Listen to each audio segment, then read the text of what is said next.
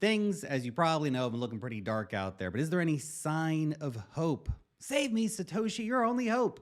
Well, from what I can see, it's actually pretty interesting.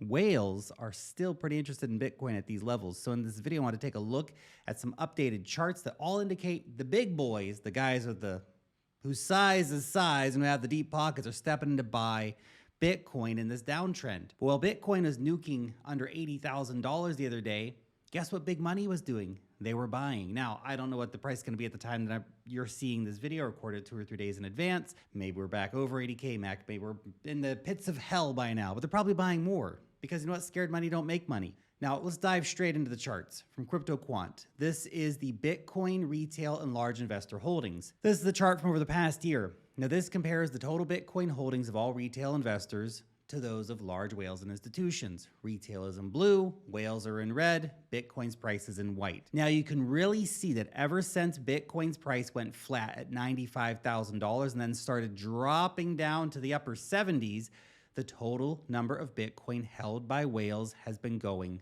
up and to the right. Also from CryptoQuant, this is the monthly percent change of total whale holdings. Pretty damn interesting, right? Price is in the white, total whale holdings are in the red, and the percentage change is in blue. Again, whales' total holdings have been steadily increasing since we went flat at 95K. And the percentage month-over-month increase has actually significantly shot up during the last dip into the 70s. So let's look at this one here from Santiment. This chart shows the combined holdings for every wallet that has a minimum of at least 10 Bitcoin, which is a lot of cheddar these days, man. Remember back in the day, 10 Bitcoin, just kind of 10 Bitcoin. I was like, holy shit, 10 Bitcoin. Anyway, besides the point. As you can see, since March 3rd, which was just 2 days before Bitcoin slid from $92,000 to $76,000, these wallets have been in accumulation mode. So let's see what the charts from Bitcoin Magazine Pro are showing us. Here's all the wallets with balances over 100 Bitcoin. I think it's fair to say that these holders have neither been big net buyers nor net sellers on this dip, but here's all the wallets with more than 1,000 Bitcoin. Zoomed in, you can actually see an increase in the total number of wallets since this latest dip. And it's the same with wallets holding more than 10,000 BTC. That's a lot of Bitcoin, man. 10,000 BTC. That's a big whale. Now, the number of these addresses has actually only gone up since the latest price drop. Again, the big whales are buying. So those are the charts. Now, maybe saying, whoa. Hold on a minute there, Larky boy. I thought BlackRock was selling. Fidelity, all these big boy ETF players. So how can it be that whales are net buyers right now? Well, before we break that down, because it is a damn good question, I want to take a moment to let you know how you can get $50 for free with Femex, one of the top crypto exchanges. Look, markets go up, markets go down, but you can trade both ways and make money both ways. Even if it feels a bit dirty making money shorting sometimes. And the OG exchange, Femex, is a great place to do it. It's available to everyone, everywhere. It has deep liquidity, all the top trading pairs, and currently they're running a crazy promotion that you may want to take advantage of.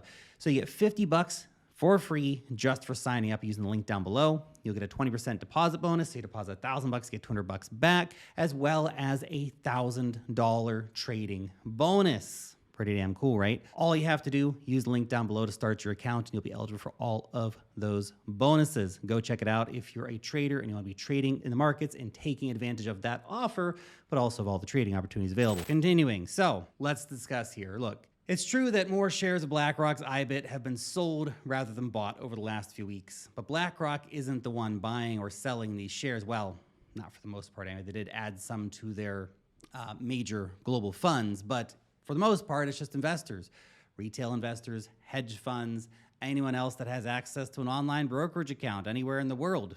And of course, those people have been net sellers recently.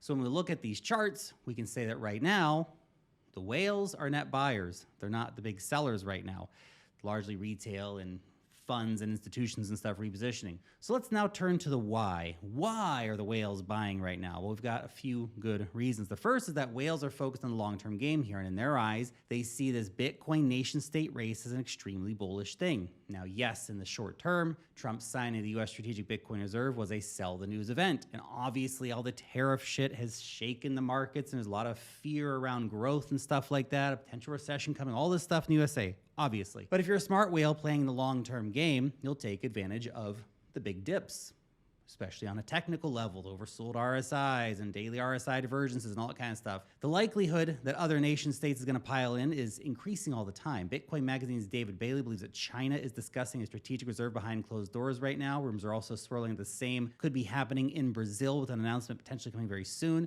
Then there's the constant breadcrumbs over the last few months that we also have a lot of big buying out of the Middle East, and we know that Abu Dhabi's sovereign wealth fund has bought about $500 million worth of Bitcoin, but there's rumors that others have been as well, from Qatar to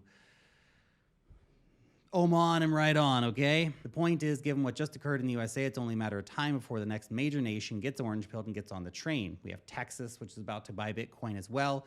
And look, the whales know all this. Related to this is the messaging that's coming out of BlackRock. So Forbes and other outlets at the beginning of March reported that BlackRock added IBIT to its $150 billion model portfolio. Then yes, of course, we have Michael Saylor, who just announced another $21 billion raise the other day to buy some more Bitcoin.